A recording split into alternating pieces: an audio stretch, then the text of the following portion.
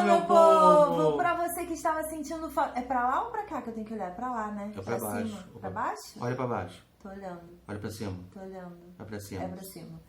Pra você que tava ansioso pelo 5º episódio da 2ª temporada de 30 Reasons Why, aqui está. Acharam que a gente ia desistir. A gente não desiste, a gente dá uma pausinha. Na verdade, foi uma pausa de 24 horas, gente. Calma. A gente precisava publicar o vídeo de The Handmaid's Tale, o 5º episódio também da 2ª temporada, e o vídeo do nosso encontro maravilhoso com o Seu Barriga de Chaves. Se você não viu nenhum dos 2 vídeos, eu vou deixar os links aqui na descrição. Vale muito a pena assistir. Exato. E agora a gente volta no ritmo de festa, ou quase isso, de assistir a 2ª temporada de 30 Reasons Why. E vou te dizer que pausa na produção dos vídeos também é pausa na gente assistindo. Então não tá nada divertido. Não é divertido, não é legal. Não é divertido pausar. Mas você tá sentindo um negócio... Depois quando a gente para um dia pra mastigar a série e pensar nela como um todo, você percebe que a série vai ficando mais tensa a cada episódio? Vai ficando tensa. É como se ela fosse escurecendo. O que isso quer dizer? Não sei também, né? Na verdade, assim, 30 Reasons Why, tem muita gente falando assim, ai, gente, vocês estão colocando muito peso nos episódios. Não sou eu, foram os roteiristas dessa série aí. Eu só assisto e comento o que tá acontecendo. Eu não tô botando peso, sabe? A história é pesada, gente. A história é sobre as consequências de um suicídio de uma adolescente, tá? Pra começar assim, não é sobre campos floridos e unicórnios saltitantes. Então... tem que ter peso sim, tem que ter reflexão sim. Óbvio que eu sei que tem gente que é muito mais técnica, né, do que reflexiva, que prefere uma análise bastante técnica, mas não somos assim, gente. Não somos engenheiros de séries, somos fãs de séries. Olha... Reflita sobre isso. Como? A gente nem edita o vídeo. Nem edita o vídeo, a gente só bate um papo com vocês. E tá todo mundo curtindo? Eu tô curtindo aqui, tá todo mundo curtindo. Vamos falar então do 5º episódio. A gente teve diversas frentes. Eu acho que cada vez mais isso tá acontecendo. A série começou muito monocromática, assim, mostrando o Clay, o que estava se passando com ele, com muita força. Agora a gente tá vendo o Clay um pouco mais de plano de fundo, assim, na história. E na frente a gente tá vendo como protagonistas outras histórias ali que são tão relevantes quanto a história da Hannah. Sabe o que me lembra? O livro de Game of Thrones, que cada capítulo tem um personagem narrando verdade. do seu ponto de vista. Nesse 5º episódio, a gente vê as histórias de alguns personagens que, óbvio, já estavam desde a 1ª temporada e que são histórias que estão começando a ficar um pouco mais abertas pra gente poder refletir e julgar. São histórias que são tão importantes quanto a história da Hannah, que poderiam ter finais tão trágicos quanto o final da Hannah. Que eu tô achando que vai ter. Pois é, a Panda já tá achando que a gente tá caminhando pra um dramalhão muito gigantesco. Eu acho que não. Eu não sei, eu espero que não. Eu acho que eu mais espero que não do que acho que não. Deu pra entender? Deu. Mas eu queria começar falando sobre o Justin e o Tony, que tiveram um momentum nesse 5º episódio. O Justin, ele tá se recuperando do uso de drogas, né? Ele tá ali numa contenção pra poder botar a cara a tapa. Sim. Sem ter a fraqueza de ser um usuário de drogas. Sim. Então eles estão ali tendo essa contenção gigantesca. E aí o Tony, ele é muito duro, ele é muito ríspido. Por causa da criação dele também. Ele viu verdades desde sempre. Diferente das outras... dos outros adolescentes privilegiados da escola. E aí o Tony tá ali cuidando dele, conversando, ele pede pra dar uma olhada na rua, uma passeada, e o Tony não deixa de jeito nenhum. Nessa conversa que ele tem com o Tony, ele fala uma coisa muito importante. Boa. Que logo nos primeiros dias que ele fugiu de casa, ele gastou praticamente todo o dinheiro dele com motéis e hotéis, comida, enfim, pra ele poder viver. Ele fugiu achando que tava tendo uma vida milionária. E ele tomava uns remédios para poder relaxar, dormir em paz, ele se drogava. Anestesiar. Mas eram remédios, não eram drogas ilícitas. Eram drogas vendidas em drogaria. E ele disse que com o tempo e a falta de dinheiro, ele acabou optando pela heroína por ser muito mais barata e ter basicamente o mesmo efeito dos outros calmantes. Ou seja, Brasil... cuidado com remédios. Essa é a mensagem dessa conversa do Justin com o Tony. É verdade. Você tá escapando da realidade o tempo inteiro. E isso é perigoso pra você mesmo. Porque quando você não tem como escapar, a realidade te cobra uma atenção. E aí? E aí que você se afunda cada vez mais. É cavar um buraco debaixo do próprio pé. Por isso que é importante você ter pessoas com as quais você possa conversar e se abrir, como tá acontecendo com o Justin agora. Ele foi acolhido. E ele tá conversando. Não tudo, mas ele tá conversando um pouco. A gente conheceu um pouquinho da realidade dele na casa dele na primeira temporada. Sim. E no final desse episódio a gente conhece que tá a mesma coisa. Tá pior até, muda, né? Quando uma mulher, ela entra num relacionamento abusivo como o da mãe do Justin, basicamente por dinheiro e drogas, em que ela tem isso de volta, né? Isso acontece muito, assim, de você abrir a casa para um traficante ficar com você em troca de uma solidão que você tenha, e o cara te dá drogas, sustenta a casa, enfim, só já existe uma realidade muito forte sobre isso, né? E o Justin, ele é um alvo dessa realidade, né? Infelizmente. Sempre tem uma criança ou um adolescente que paga o preço das escolhas dos pais. Assim, a realidade dele é muito sem solução. O que ele vai fazer? Não tem o que fazer. Vou te falar que fugir nunca é a opção. Não é. Principalmente fugir do jeito que ele fugiu, sem eramembeira, sabe? Ele não tinha pra onde ir direito. Mas talvez buscar ajuda com algum parente, com algum familiar, com algum amigo, falar na escola, conselho tutelar, sei lá, sabe? Pensar. Não sei. A gente vai chegar lá. Então, pois é. Aí o Tony e o Justin acabam indo pra rua e eles são vistos. E o Bryce acaba descobrindo que o Justin tá na cidade de novo, que é algo que o Clay não queria que acontecesse. Então, um carro com a bandeira da escola, Sim, com música alta. É aquele carro preto, não é? Que é o mesmo carro que jogou o Clay pra fora da estrada. Sim. Esse carro para e observa. E eu acho que é aquele menino que fica olhando, aquele menino chato novo. Então, esse menino chato novo meio que entrou no lugar do Justin no time, não foi? No time, sim. E aí, ele tá muito preocupado com o time. Muito preocupado com o resultado do julgamento, se vai impactar no campeonato. Tipo, sim. Ele... Cara, eu acho que é ele que tá fazendo todas essas ameaças. Você acha que é ele? Eu vi alguns comentários do vídeo anterior que tem gente que acha que é a mãe da Hannah. Tem gente que acha que é aquela menina que tá junto com a Jéssica, que ficava meio que perseguindo a Jéssica e tudo mais. Tem gente que... Eu sei que muita gente já viu e sabe quem é. Inclusive, teve gente comentando isso no vídeo, falando, calma que tá quase, vocês vão descobrir já. Então, eu sei que tem uma galera aí que já sabe, agradecemos, inclusive, muito vocês por não darem spoiler. Aliás, já deixa o seu like nesse vídeo também, que eu esqueci de pedir. Mas eu acho que não é ninguém óbvio. Eu acho que não é uma pessoa... Tu acha que estão enganando a gente? Eu acho que estão enganando, sempre estão enganando a gente. Sempre, na vida do entretenimento, estou enganando a gente. Mas vamos pegar essa ponte, esse gancho, então, direto para a história do Bryce, que é rapidinha nesse episódio, mas é relevante pro contexto do personagem Bryce. Bora lá. Ele tá com aquela nova namoradinha chata, que é a líder de torcida. Ela é chata. Ela é chata. Mas ela é uma tadinha, cara. É uma tadinha burra, né? Ela não tem ideia de com quem que ela tá se relacionando. Como e acha que tá se dando bem benzaço. Sim, ela é mais uma menina enganada no mundo. Mais uma menina que acha que tá pegando o cara mais gato da escola e que tá se dando bem. Não tá. Aí ela insiste pra conhecer os pais do Bryce. Ele acaba levando a menina pra conhecer. E a gente vê pequenos lances assim de diálogo entre Bryce e seu pai, e a menina e a mãe do Bryce. A mãe do Bryce tá com a pulga atrás da orelha real com o filho dela. Por causa do conselheiro. Não acredita no filho dela, acha que ele é um terrorista abusador de menininhas. Eu acho que o que aconteceu na conversa foi tipo assim, ele falou toda a verdade, a mãe desacreditou, falou impossível. Meu filho não é capaz. Mas é o que bastava. Isso. É o que bastava pra ela ficar de olho. E ela fica meio chocada quando ela vê que o braço da menina é cheio de roxo. E ela já sabe que é o Bryce. Ferrou, meu filho fez isso. Ela, é que eu sou líder de torcida, como toda menina que apanha, como toda mulher que apanha, o que ela faz? Bati no sofá de casa, dei de cara no armário, bati com a cara na porta. Tu tá o quê? Tonta na vida agora? Tu fica batendo de cara na parede o tempo todo?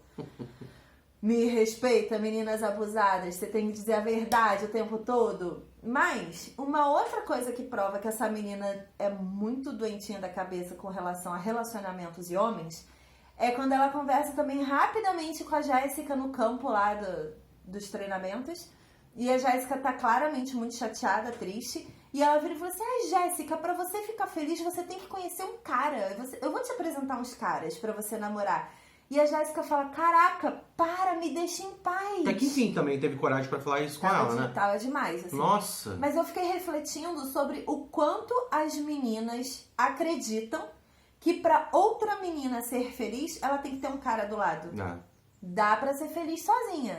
Olhando no espelho, assistindo uma Netflix, comendo uma pipoquinha, indo no cinema sozinha. É assim... Seu momento. Quando a gente tá na escola, a gente... Parece que a nossa realidade tem que ser comparada com histórias que a gente conhece. Sim. E aí essas meninas talvez vivam uma história de princesa da Disney, onde ela tem que encontrar o príncipe, sabe? Bem errado isso. É a referência que elas têm. Sim.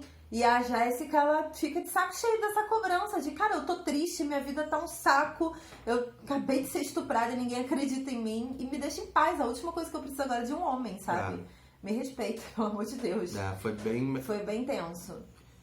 Eu fico preocupado com a Jéssica, porque ela não fala, né? Então, mas ela vai falar, eu tenho fé. Ela vai falar. Ela tá tomando força. Ela agora foi pro grupo lá de aconselhamento. E aí a gente descobre de onde é que veio aquela menina. Exato, a menina também foi abusada. Deve ter sido pelo Bryce. Pode ter sido. Será que é ela que mandou a foto pro Clay? Você acha que é ela, né? Você falou que acha que é ela? Ou você falou que acha que é quem? Não, eu acho que é o cara do time. Você acha que é o cara do time. Tem gente que acha que é essa menina também, que eu vi comentário falando isso. Eu acho que existem duas frentes. Uma pra calar a boca das pessoas, que eu acho que é a galera do time, e uma pra falar. Pra revelar o que... pode ser, verdade, faz sentido. Faz sentido que não sejam as mesmas pessoas que estão fazendo as duas coisas, porque os sentidos são diferentes. Exato. Verdade. Mas a Jéssica fica tranquila. E uma coisa que eu até falei pro Panda na hora que eu vi isso, falei assim, gente, isso é empatia. Não tem como você compreender a mente de alguém se você nunca passou pelo que essa pessoa passou. Então, a mente de um ser humano que foi estuprado, abusado, é compreendida assim 100% por quem também foi. As outras pessoas podem ser solidárias. Elas podem ajudar, aconselhar, dar um ombro, enfim, procurar ajuda, né, tipo psicólogos e polícia e tudo mais. Mas quem foi estuprada, com certeza tem um nível de empatia muito mais alto com quem também foi estuprada. Né? Exato.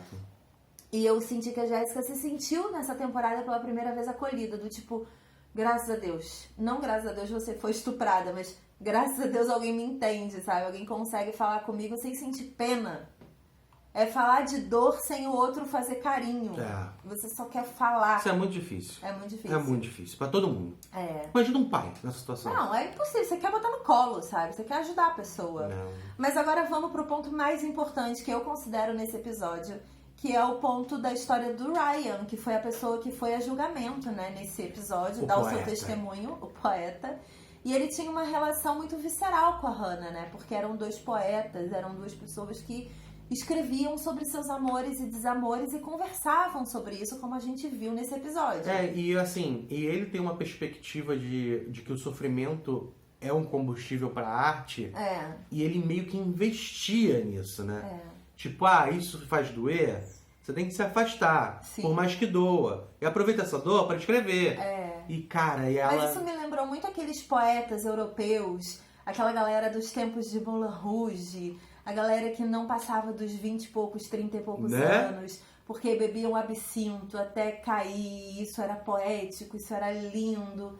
Não é, gente. É depressivo isso. Então, é lindo porque realmente gerou artes incríveis no mundo. E o que a gente vê na realidade do Ryan é que realmente ele é uma pessoa extremamente sozinha, né?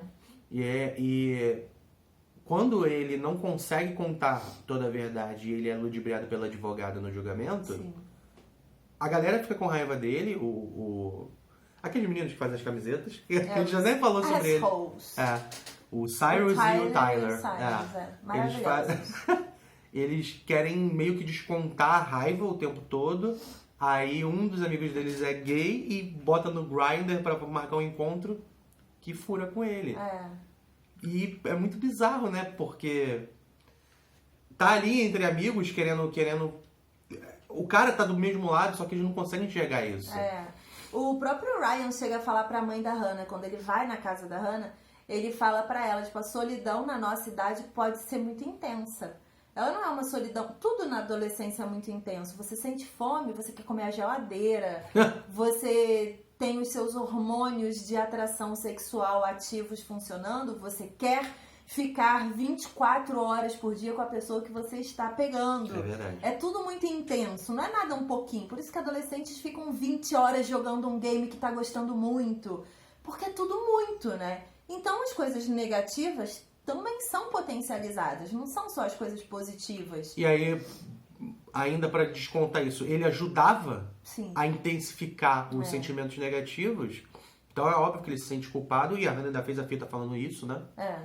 Não, e o próprio Justin, né, com relação aos flashbacks que a gente viu nesse episódio, ele investiu muito nesse platonismo ali da relação dele com a Hannah, em que eles eram só amigos, ela já tinha raiva dele pelo que tinha acontecido, pelo quanto ele expôs ela pra escola, mas mesmo assim ela continuou presa a ele de alguma forma, né? Bizarro, né? Enfim, é muito estranho, assim, mas acontece, não é uma coisa não é surreal não assim, é uma coisa real, inclusive. Tanto que todo mundo fala, né, que quando você tem um namorado podre, a sua tendência é ter vários namorados podres depois desse, porque dedo podre se repete. A Hannah é a prova viva de que dedo podre funciona, gente. É uma teoria e o Clay tava real. ali do lado dela. Mas então, é aquela parada, né? O Clay tava ali do lado dela, mas ele não tava na mesma vibe que ela. Ele tava O desenvolvimento de pessoas é muito individual, assim, não existe uma regra pra adolescência, né? Tanto que a gente tenta estipular isso, né? Exato. E é muito bizarro a gente ver a relação da Jéssica com o Justin e a Hannah com o Justin, porque o Justin realmente ele tem algum sumo ali, alguma coisa que é tipo mel de abelha, entendeu? Porque terminou a primeira temporada com a Jéssica com nojo do Justin, não querendo olhar pra cara dele. E ele mandou o cartãozinho e ela deixou no quarto dela como se fosse uma lembrança de alguém que ela ama muito. Amiga, você decide. Vamos decidir se a gente ama ou não o Justin? Porque tá difícil essa relação com esse menino. Mas é isso, assim, eu acho que o testemunho do Ryan até hoje foi um dos mais bonitos, um dos mais puros. Ele não forçou, ele tentou esconder tudo o que aconteceu com a Hannah e o Justin por uma questão, acho que até de proteção à memória, proteção a ele mesmo, porque foi o que a advogada falou, né? Ele escolheu publicar o poema da Hannah que era mais polêmico. E isso, óbvio, chamou atenção pro trabalho dele, que era aquilo ali. Tá, meninas? Mas é isso. Eu acho que foi um episódio muito tocante. Foi um episódio que a gente viu que o Clay, paralelamente, tá investigando, tá pegando pistas sobre as fotos, tentando descobrir o que tá acontecendo. E tem a cena final, né? Que é a que dá pra criar até teorias. Que o Justin foge da casa do Clay. Sim. Depois dele descobrir que a Jéssica... Eu acho que ele vai atrás da Jéssica. Isso é horrível, cara. Eu acho que ele vai atrás dela. Porque é a primeira noite que ela vai dormir no quarto dela. Pois é. Aí aparece o cara no quarto dela. Eu acho que ele vai atrás dela. Nossa. Não sei se vai na casa, mas será que o pai dela vai pegar e vai prender? Não sei. Enfim. Vamos continuando, agora a gente vai assistir o 6º episódio da segunda temporada de 13 Reasons Why. Tá ficando cada vez mais intenso, cada vez mais tenso, cada vez mais revelador. Comenta aqui embaixo o que você tá curtindo mais nessa temporada. Se você tá acompanhando com a gente, eu sei que tem uma galera esperando os nossos reviews para poder assistir. Desculpa pelo atraso de 24 horas, mas agora vai ser ritmo de festa, vários vídeos, vários episódios. Vamos que vamos até o final dessa temporada. Beijo e até a próxima. Tchau. A gente tem que botar a carinha junto aqui assim. Pra poder botar a tela final. Aí os vídeos aqui do lado são os vídeos de ontem? Pode ser, né? Pode ser. Os vídeos de ontem. A gente estourou porque ficou junto, ó. A gente junto vira um sol. Desliga lá, amor. Beijo. Tchau.